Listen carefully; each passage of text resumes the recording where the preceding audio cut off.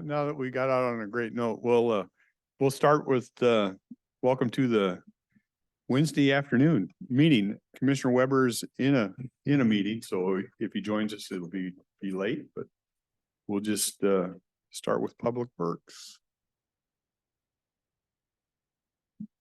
So good afternoon, Susan Eugenius, County Engineer. We're starting with some of my exciting items.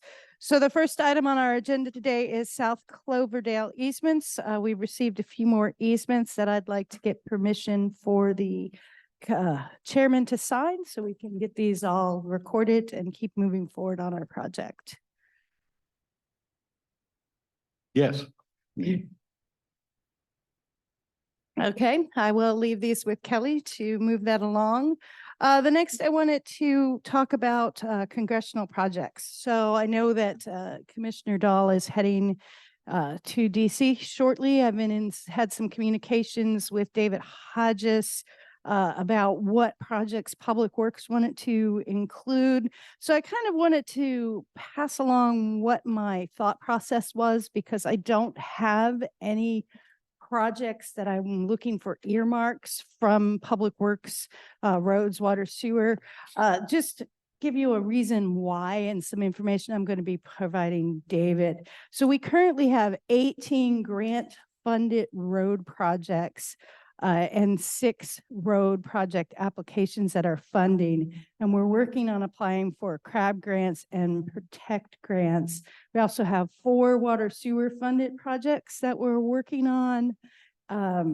So we are at capacity, especially if some of these other grants come through.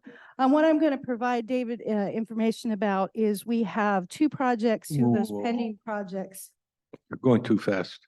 Oh, Can you define what at capacity means? so with the current engineering staff that we have and with the consultants and trying to keep them moving along, they are working to just keep the projects moving that we have, and the ones we're pending on would be where we're at.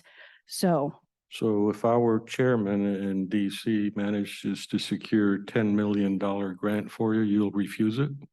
no, if he gets me a $10 million grant, I will be coming to you guys asking for another engineer to help manage all of these projects. That's the answer I was looking Yes, for. so Okay. and we do have one engineering position that we are trying to fill that to help with some of this. So I'm providing information to David about the 2 grants that we are active with in the ones with Federal Highways, PROTECT grant for a project that is on Fish Pond and Duncan replacing structures. We also have a barrier project in with NOAA for a couple culverts out on Hazeldale Road, working our way up Leckler Creek.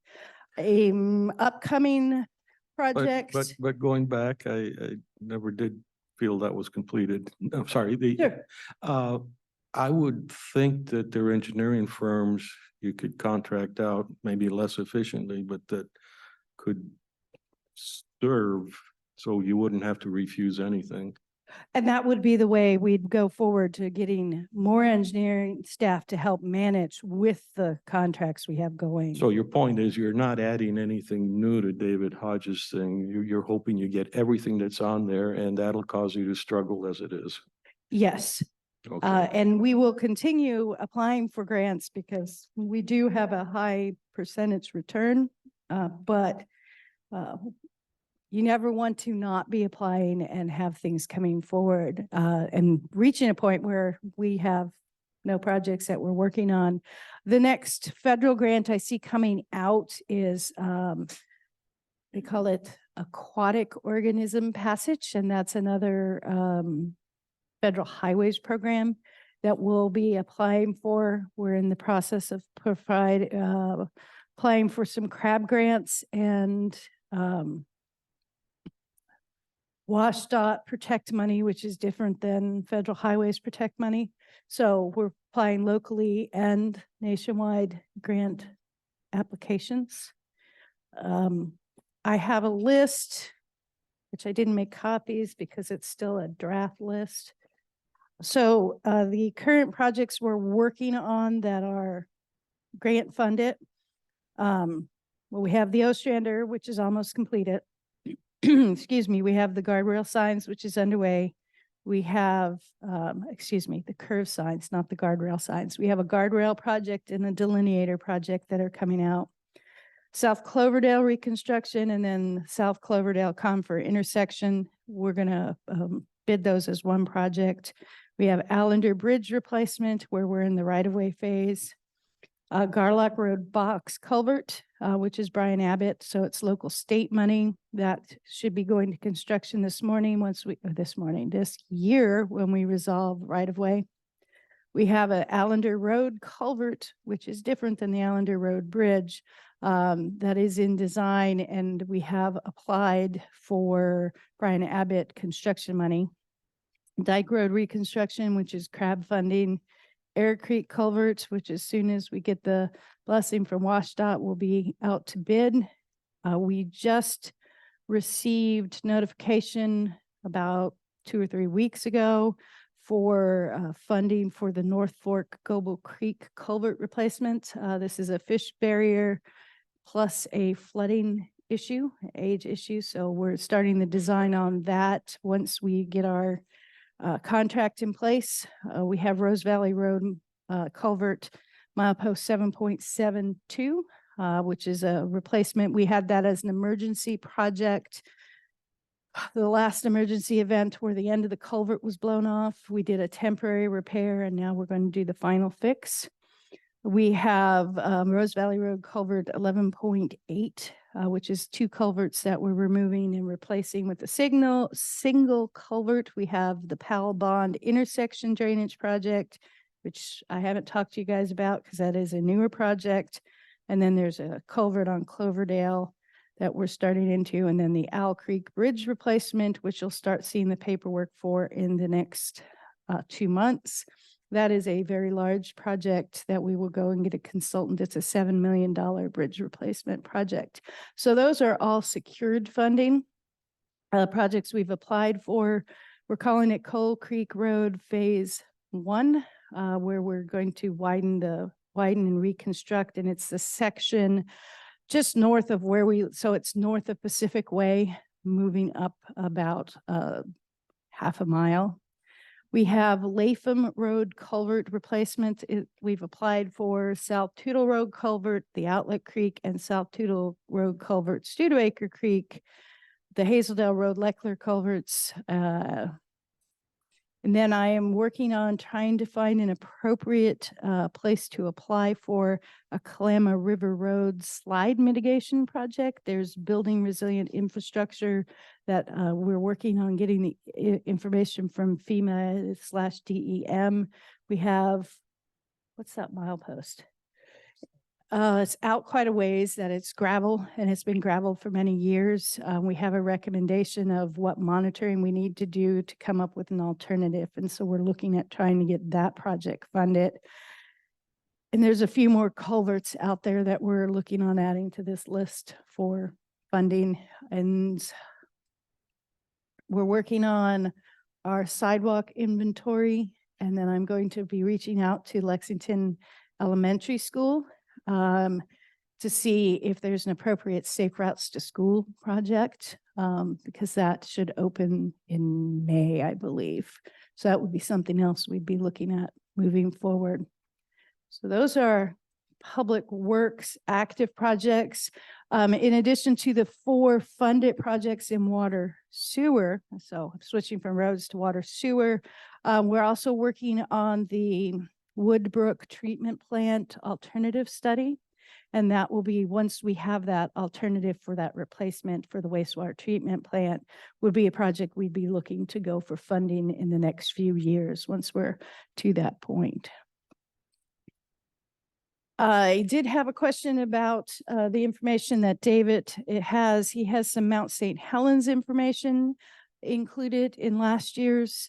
I did not know if you guys wanted any changes made to that. I did have a meeting with the Corps and the Diking districts this morning where we had a preliminary view of. They've been working on a 2013 to 2022 monitoring report, which will be, it's in their internal reviews right now, so it will be issued in March. And in that, they included the trends that they've been seeing, and what they would like moving forward. So they want to continue the stream monitoring. They want, and the LiDAR imaging that they've been doing, but they would also like to ask for more money for additional monitoring gauges and doing a whole hydrologic study of the Toutle and the Cowlitz River basins, because the study they have currently is a 2010 study. So 14 years later, the modeling and the information and tools that are available is greatly improved. So I was kind of asking if you wanted me to go through this information that David has and tweak what the Army Corps request was included in here. I think that would probably be helpful if he doesn't know it, Okay. because I know that's one of the visits we want to do is talk about that whole watershed. Okay. Are you up for some discussion, Mr. Chairman? Mhm. Yeah, I think this is probably the right time for me to bring up some stuff. But how close are you to the end of the projects, or? That was pretty much my Okay. summary. Besides, is there anything else you wanted me to add or provide David with information about? Okay. It always strikes me that government decisions are absent the entire equation.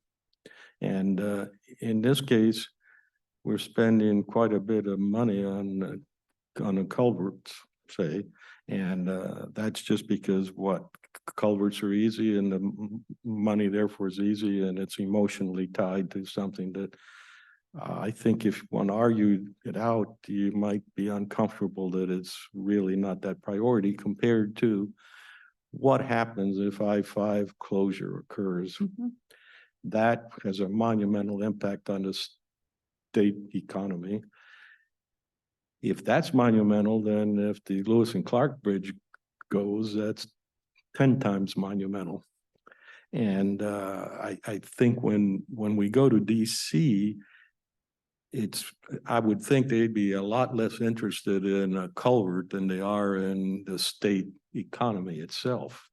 And I think tying the state economy to the culverts is pretty hard to do. So I'm sort of mostly talking to you on Yeah, that. and the opportunity I had to sit down with Representative Camp Perez, I actually talked about the bridge, because that's more of a priority for me, because if something happens there, It kills the state. it kills the state, and it's such a long-term project that Yeah, somebody has to start taking a first step. just for people to know that that intersection, the Iowa intersection, is actually the second heaviest intersection in the state by the tonnage. Of course, the logs are heavy, and but it is really significant.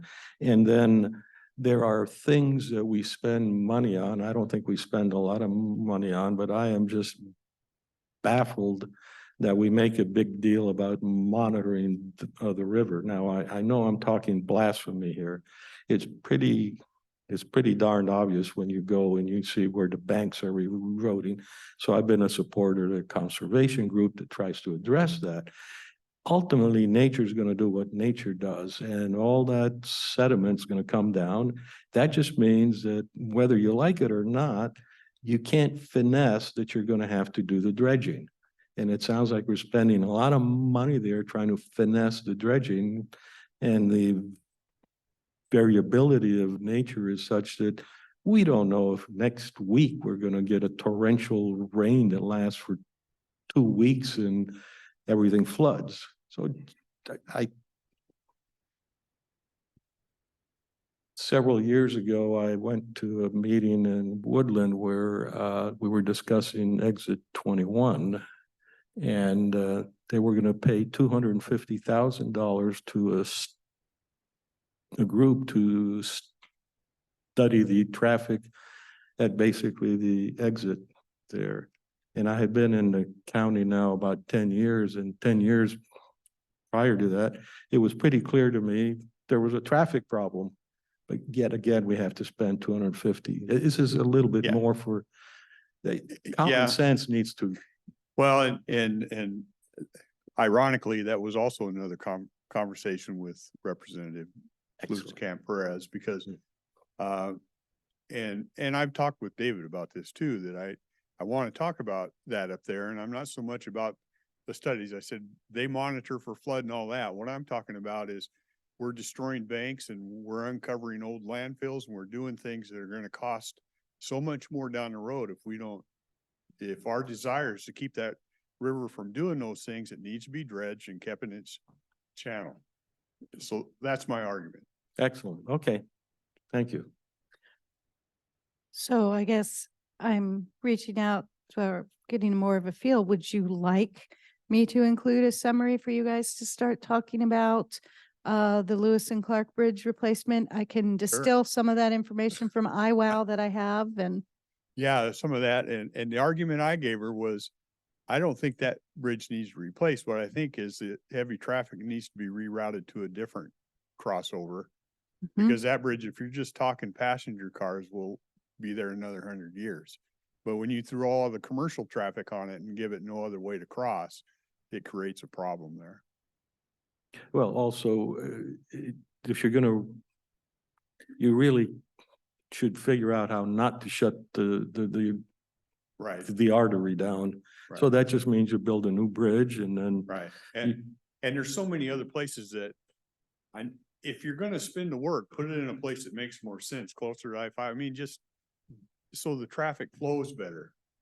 I just, that would be my argument anyway. And I think you're kind of on that Mhm. same page from when I've listened to you talk before. So I will get something drafted up and send it through you guys to see if that's the direction, the information you want David and you guys to be talking about. Then the other thing I was gonna deal with him, and it's probably not in your area, but in facilities, is when he told me that there is a fund program for like our courthouse in cities under 20,000. That piqued up my interest because Kelso is 11,000 people. Mhm. So that will be on my list too, but that's really at the very beginning stages. Philosophically, I would disagree with you. And that's because the stuff we're talking about here is accessible to everybody in the sense that it impacts tons of people. And the culverts impact fewer people, and the courthouse impacts even fewer people. And it's part of what I've heard you say before. We should pay our own way for some things. And our own way in this other stuff is too hard to define. It just, for us to pay our own way on that, probably not gonna happen. Right. Oh, yeah, yeah. No, So and the real If- world applies now. if they were to give me the choice, which if you could have any of these, what would you do? It'd be the broader projects. I'm not, Yeah, but And I if it think helps, that's worth starting a conversation on. It'd probably be a long process anyways. if it helps, we have some preliminary numbers just for guesstimates for building a new HOJ or Justice Center, if you want any of that information for going back east. I wouldn't mind it. I think, David might like having something like that, but I think it's more for, I don't think it's new. I think it's reconstruction type Oh. stuff, if I remember right. We have those numbers too. Yeah. For remodels. and for the bridge, the Hood River Bridge effort, that's been ongoing for 10, 15 years. Yeah. That's what I mean. Until you take that first step, it's not like it's gonna get completed in our terms. You'll be commissioner longer than I, and Yeah, and but it it still won't be. it still won't, yeah.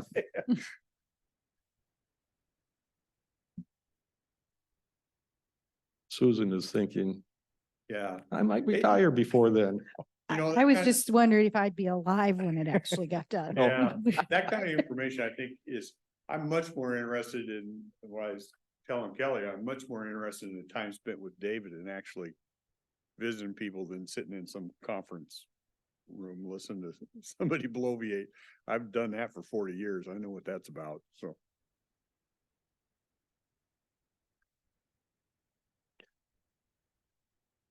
So you have to bring bottles of scotch along to kind of ease the conversations.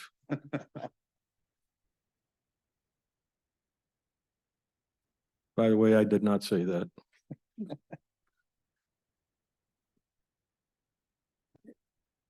Ready to move on? Just a quick update on the snow and ice event from last week. Now, it's the long weekend, of course, that's when we usually get some of weather events. And of course, we had the snow on the 13th, 14th, and 15th, and the ice showed up in the afternoon of the 16th, and unfortunately lasted most of that week with the cold weather in place. It really didn't leave us.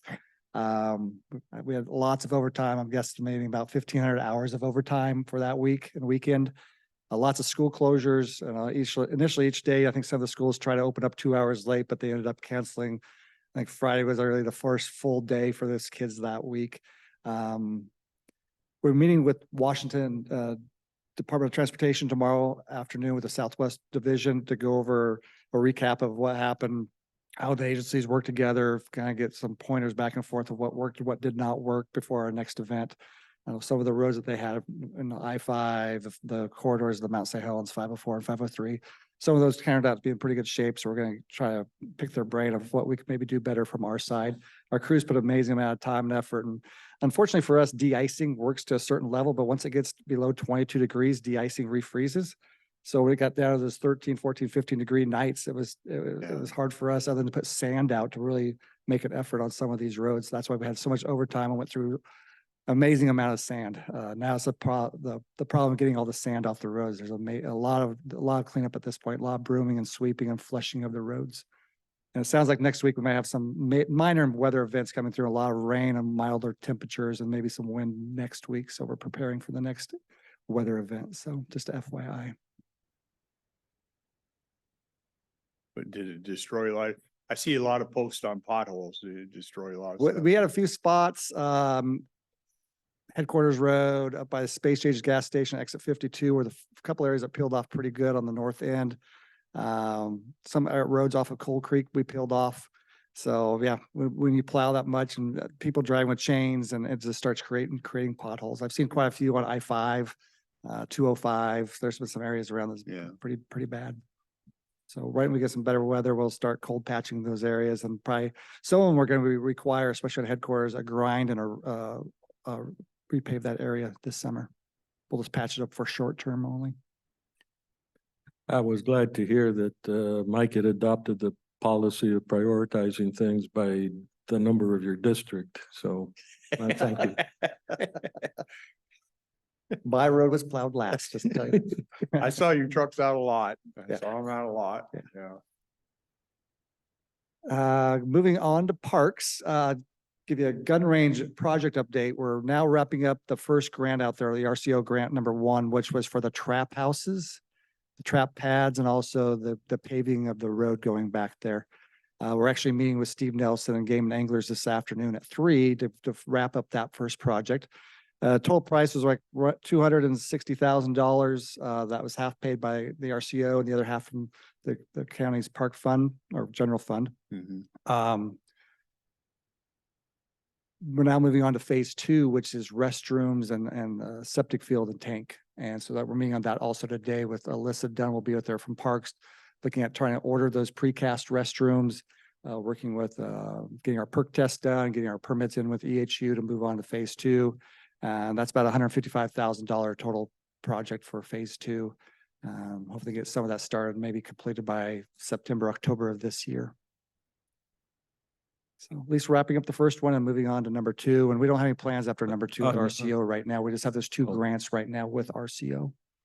Are you on the gun range still? Yes. Yep. Oh, okay. Any questions on the gun range? Just what, refresh my memory on when the agreement with Game and Anglers. End of 2025. Okay. And then 2 more years. So this summer, we're hopefully maybe in the spring, first of summer, we're going to start looking at different plans, how to go out to contract with our next concessionaire out at the gun range. we'd like to have something in place in early 2025 to make that transition pretty easy when the end of their contract comes up.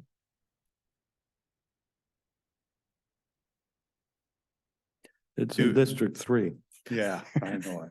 A lot of things in District 3. Do they not want to do it anymore? Or- Yeah, there's mainly a volunteer base.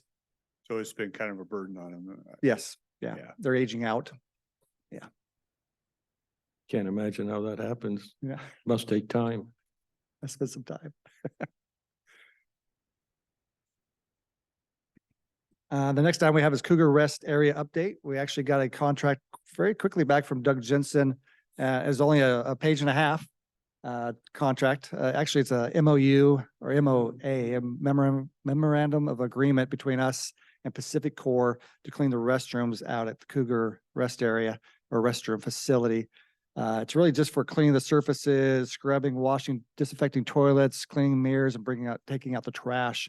We sent this to Pacific Core last Friday for review. I have not heard back, but they said they'd jump on it pretty quickly. So as soon as this gets back from them, hopefully with no additions or deletions, we will get in front of you guys for the board for a signature and start that.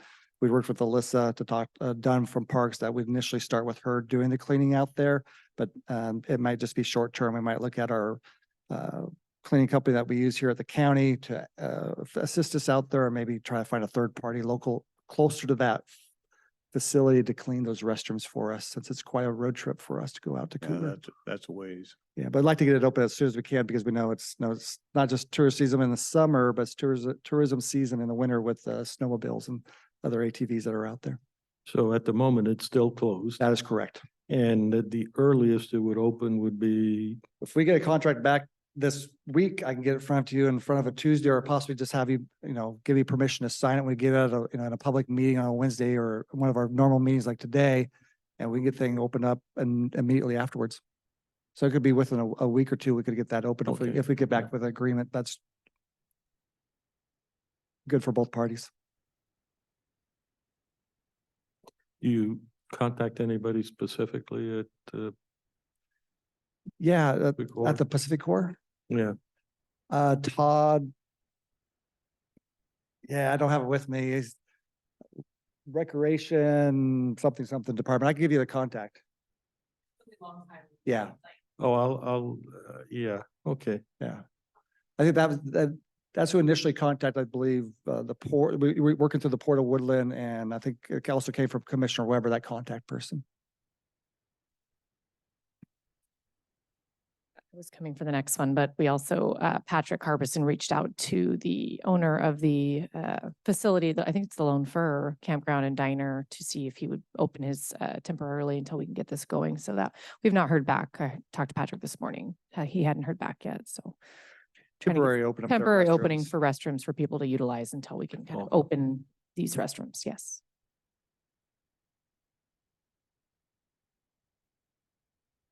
So I'll give you an update, hopefully later this week, I guess starting Wednesday, or maybe Monday or Tuesday, and give you an update if we heard back from Pacific Core on that contract. Last time we have is Lewis County facility visit. I know we worked with the steering committee about going to Lewis County to look at what they did on their HVAC unit for their, I think their jail and part of their courthouse. Yes, they're connected. That we're going to look at doing similar item at HOJ. We're looking at maybe doing 2 visits, because the initial visit they set up is that when Commissioner Dahl is in DC, but we're going to hold off on and still do that one there, because we have quite a few people that want to attend. But we also told them that we want to do a second one when you're back in town, so we can go back up with another group that wasn't able to make it. But I believe that date is February 6th. Yeah. So we want to see how well that unit works in place, since it was a remodel similar to what we want to do. So we're mainly here to ask for forgiveness to go, we're going without you, But but we'll go oh, back. yeah, that's fine. They run a similar unit to what you want to put in over there. Exactly the same. Yeah. Yes. Yeah. And they also use the Millig, the company that we have been working with. So we Working kind of with. wanted to talk to them. We're touring with their facilities manager. So kind of ask them some questions and. Good idea. I do have one miscellaneous item. I don't know how long ago, 6 weeks ago, whenever it was, the motor pool building had a fire in there from a vehicle that the sheriff's office brought in. Do Oh, you guys recall that? We got some bids, the lowest bid to repair the damage done in the motor pool. The motor pool was $81,000. It's going to be reimbursed through, I don't know if it's through risk or the insurance claim, but somehow reimbursed to, we had to pay for it out of the roads fund and then reimbursed through the insurance. So I just got talked about on the way over here. Ashley Clausen from purchasing asked if I'd ask you guys, if you'd give me the permission to sign off on that so we can get work going. We haven't got the contract back from them, but if we get the contract back from this company, get it signed so work can start in that motor pool building. And then I'd probably still put it on the consent agenda down the road once we get wet signatures from the contractor. So if you guys are okay with us spending the $81,000 reimbursed for fixing the damage from the fire in the motor pool building. He's pretty pushy today, isn't he? Yeah. Yeah, I'm okay with that. Thank you. So that's all the items we have for, unless you have other items for us that are miscellaneous, and I know building plan has been waiting patiently, so thank you. I don't think I have any. Thank you. Thank you for helping us out with David, though. I appreciate that. No problem.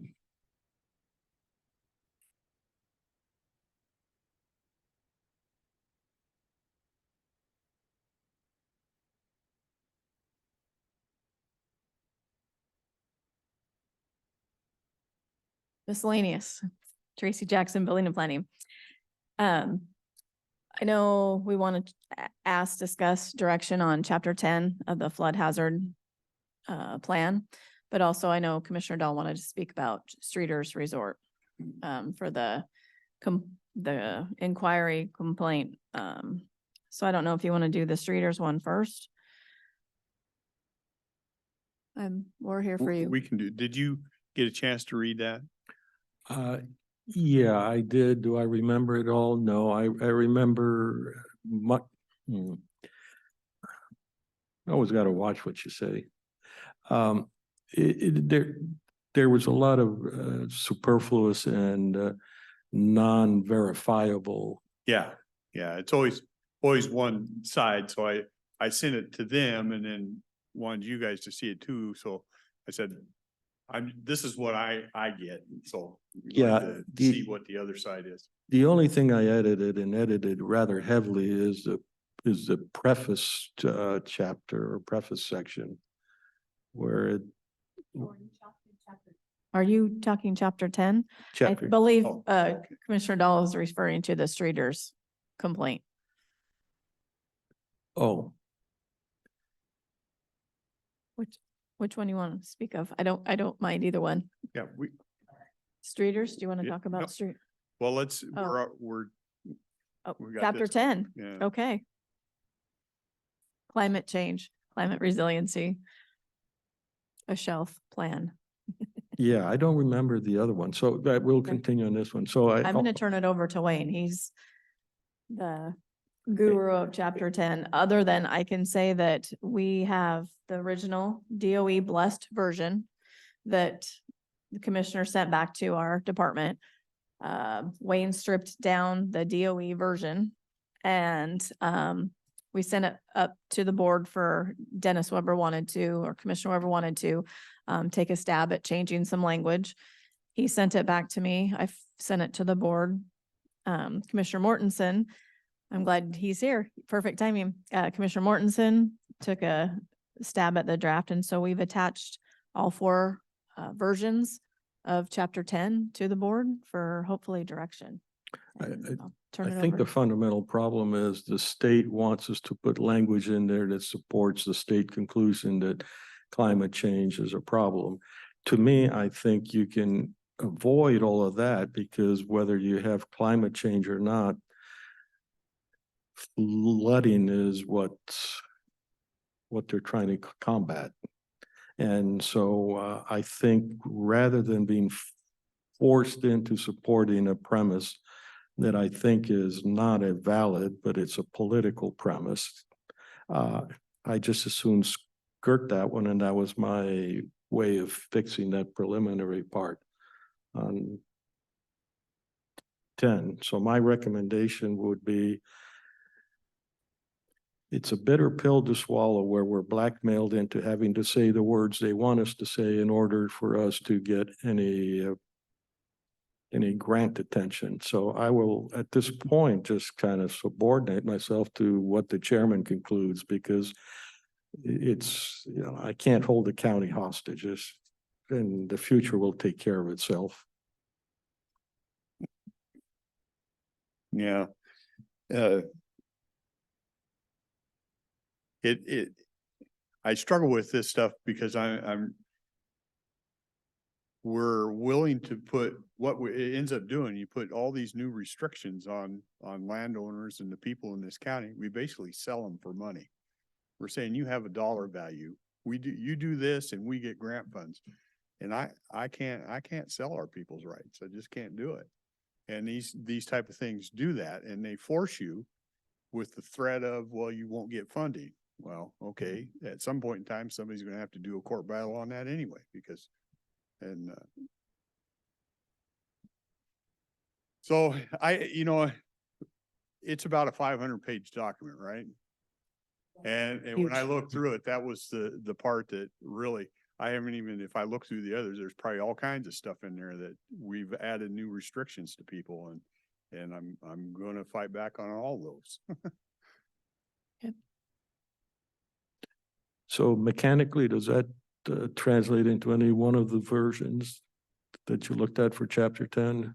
Well, I'd have to, what I'd have to do is kind of redline the old one versus the new and what we've added to restrictions. And if we added restrictions, then I'm probably not going to be in favor of that. And I don't care what the state says. Right. I did not look at the restrictions part of it because I feel too much like you do. And I wasn't sure how productive that would be. Yeah. And I go back to when the guy, and I can't remember the firm's name that helped you with a lot of that, when he sat before the planning commission, it was, I don't know, it was maybe close to an hour. And what it was we've added these sections, and you'll be able to apply for grant funds from here out of this section. You'll be able to apply from grant funds. So we're just selling people for money. And that's the way I see it. And I go, I'm not selling their rights for money. They don't have a come with a dollar sign. So what does that translate to their question of what I to don't do? know. Isn't that what you'd like to know? There probably would never be a version, it would be hard to get a version that the state would accept that I would sign off on. But I'm just one vote. I'm just telling you where I stand. So if I may speak, Wayne Nelson, planning manager. So that it's somewhat twofold in the sense that the climate change, as you're aware, that it is a required component of the comprehensive flood hazard management plan. So there's no getting around it with respect to eligibility for funding. And then you're saying the flood hazard management plan has to exist. We're mandated to have it. No, Oh, okay, thank you. correct. That is correct. And again, as when we're getting into restrictions and what we're committing people to, remember this is a plan. And so it's a necessary document to be eligible for the state funding as applicable. With respect to rewriting the chapter, the changes that we're looking at now are substantial enough. What's going to happen is the state Department of Ecology has indicated that they're going to want us to start a whole new public outreach program. So essentially we'd be starting from scratch. And so if there's no urgency on behalf of the board, we can go through that exercise and we can go through the workshops, we can go back to planning commission. And at the end of the day, it'll still be subject to DOE's approval. But until we've gone through that exercise, they really won't even look at it. So if it's a document we want on the shelf in relatively short order, my recommendation is we add some appropriate language asserting the county's position, but in large part, accept what's already been approved by DOE. There may be some middle ground where I've also offered a stripped down version of that same chapter, largely retaining their text, or where I've retained their text, it's been kept intact, but I've also removed a large portion. Then the third option, of course, is to essentially rewrite the chapter in its entirety, which we've effectively done with the two versions we've seen come from the board recently. And so I just wanted to bring that to Tracy's attention, say, hey, this thing has been kicking around for some time. And until it gets adopted, we're in limbo with respect to these funds, these grants. So let's refocus, let's get back in front of the board and look for direction as far as what you ultimately want to see the document consist of, and as far as the timing and putting something on the shelf or before the state. Well, I'll speak once again as myself, if we're doing a document that puts any more burden on our property owners, leave it on the shelf. I'm not gonna vote for it, and I could care less about whether it qualifies to get state funding or not. I'm not selling rights. And if the state pushes back, I'm at the point, the state pushes and pushes and pushes, and they mandate all these things, and the costs just keep rising and the burdens just keep rising. And at some point, somebody's got to say no. And I'm at the point where I'm going to say no. I think it may be useful for us to have a pretty much tabulated set of restrictions where you say the current document versus the new document, what the changes are from the viewpoint of a citizen. And that's again, one side of the equation. The other side is whether those restrictions make any sense and whether that buys you any necessary. And I'm feeling really uncomfortable here because I largely agree with the chairman. But it's good to know what it is that we are foregoing if we don't comply to what some bureaucrat is demanding.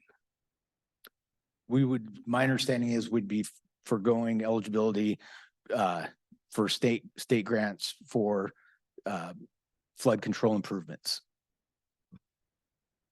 So I don't know if it extends beyond that. But I need to know what that actually means. Well, sorry for interrupting. So again, going back to the plan itself, and we keep using the words, we're referring to restrictions. The chapter in and of itself, in my read of it, is simply some acknowledgement that climate change is in fact occurring.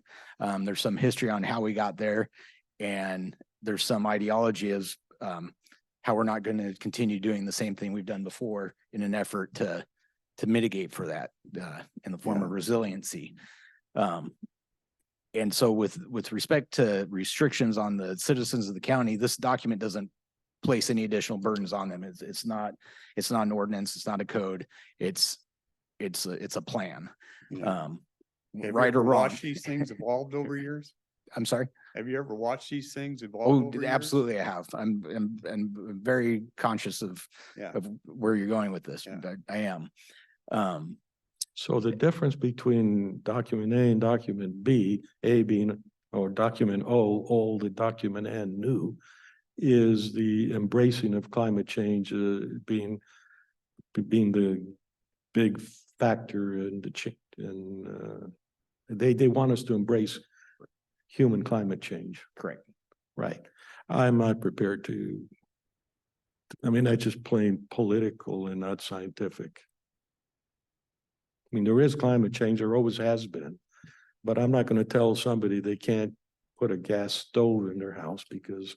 So with respect to quantifying that impact of not having this approved plan in place, I would defer to Public Works, Dyking districts, those agencies that do rely upon those funds, if they do, and if they have anything earmarked that this is going to put in jeopardy. Well, it may, but you know how these agencies get bigger and more powerful? they send out money. And the more they send out, the bigger they get and the more people they get and the more powerful they get. So for them to sit up there and say, no, we're not gonna give you this, I'd be willing to call their bluff a little. Noted. And so with respect to that, we're not compelled to do anything with this document. It can stay on the shelf as is. However, if the board would like the department to move it forward. Again, I just wanted to lay out those options. Here's where we are in the process. Here's how we got here. And whatever at the board's pleasure, we can respond accordingly. Okay, I'm confused now. It sounds like we're only talking chapter 10, and by your testimony, we aren't encumbering the homeowner or the property owner with any new categories there, but we are asked to embrace the climate change or write something about climate change. I put what I think is as acceptable as as far as I would go to that.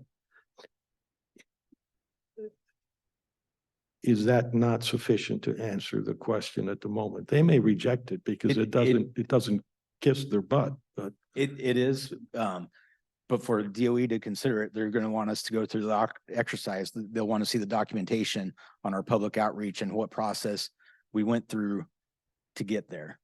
Us simply handing them a version X, they're going to say thanks, but no thanks. We need to see the homework behind it. You know, a wonderful thing I learned about bureaucracy a long time ago is they take a long time. So we're working on it. If that's a stance that's acceptable to you, we're working on it. Yeah. We'll be working on it for a couple of years at least. Fair enough. Heard you. Thank you. We just wanted to circle back because we've been the problem children on the bottom of the agenda for several weeks now. So maybe that What? needs to go away for while we work on it. Sure. That would be great. We don't consider you problem children. Tracy, you're not suggesting that by taking that off the list, you're no longer a problem. Oh, we're a problem. Yeah, I know. Okay, just want to make sure. I'll rise right to the top of the list. And then Streeters Resort, I don't know if. It was kind of amazing going through and working on the drafts, and I'm sorry I'm late, but the thing that kept going through the mind is this is a flood hazard mitigation plan. Yep. We need to be focusing on floods and what we can do to protect our people who live in the low-lying areas from floods. We already do a heck of a lot. We're probably ahead of the state in flood mitigation because most of the people live behind the levees. And so it was an exercise in why are we doing this? And I tend to agree an awful lot. Although I would differ, I would point out that I'm probably the only one of the three of us who actually depends on flood protection from the government, because I do live behind the dikes. Yeah. So, it floods so, one so place, as long as we're focusing on flood mitigation hazards and taking care of that and getting support, I'm good with the status quo. And I'm imagining that if there are development practices that would create hazards, we have what it takes within our regulatory powers to say, no, you can't put something in the floodplain that will make it more dangerous for people to live their lives. So, but we already have that as we review development plans. And probably the biggest threat we have to flooding is when those managing the diking and flood control districts don't do their jobs and keep the pumps maintained and the culverts clear and the proper maintenance. That's the best thing we can do.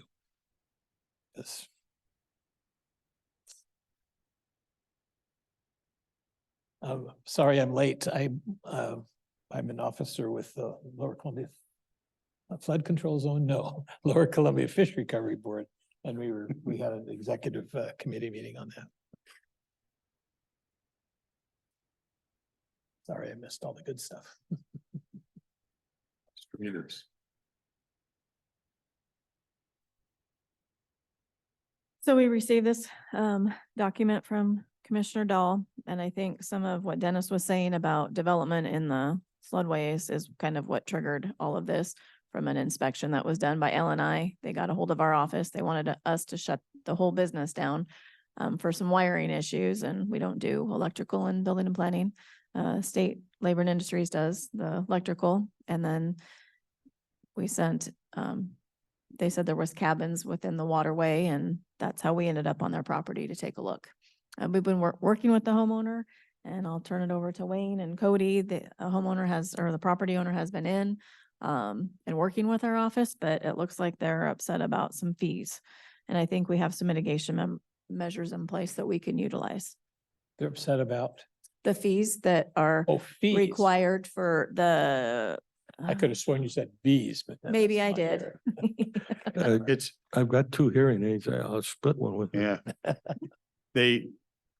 I think what kind of, and they mentioned L and I came in and did some stuff, but they mentioned they were replacing 3 cabins, roughly 200 square feet or a little below, with similar type, and when they replaced them, then it generated an environmental review and now a shoreline review and all this other stuff to do something that was already there.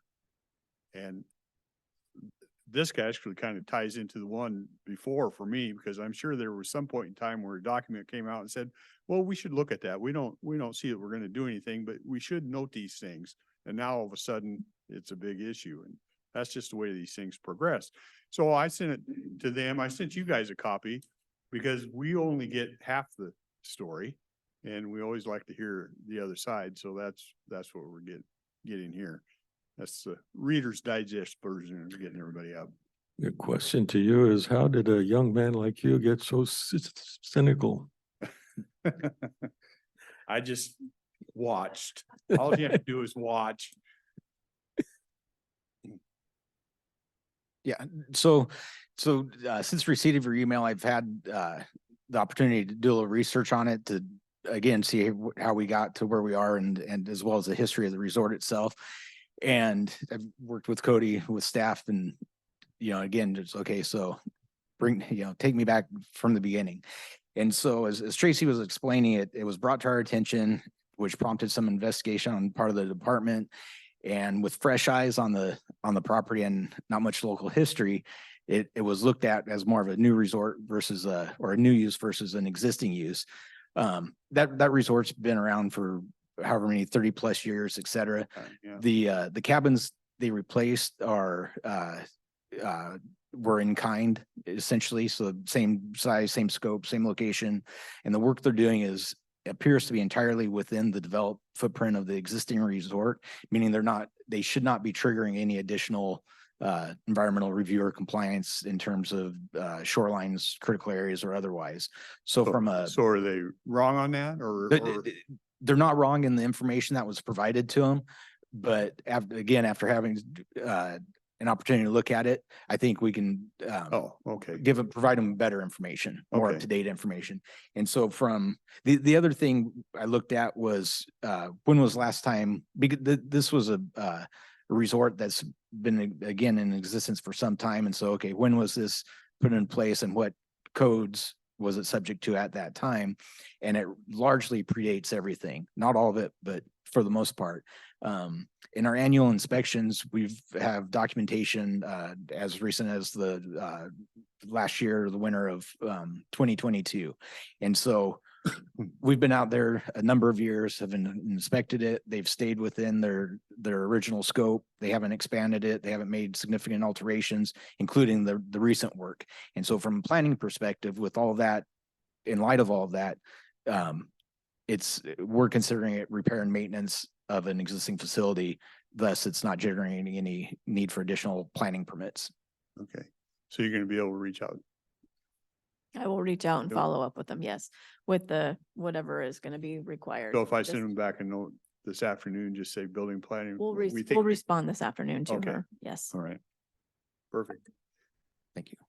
Appreciate you looking at it. Yep. there anything else for us? So maybe one of you can recap in a couple of sentences or so what a decision needs to be made. And I'm not clear.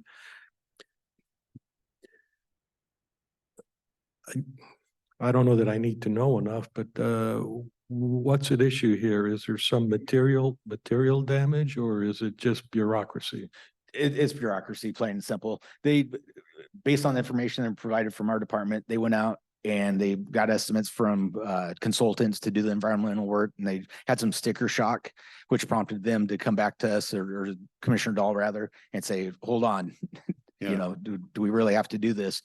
I got involved and did some more research on it and came to the conclusion that no, you don't, because it, for all intents and purposes, it's maintenance of an existing facility. Oh, okay, good. So it sounds like everything's all right then. Yes, correct.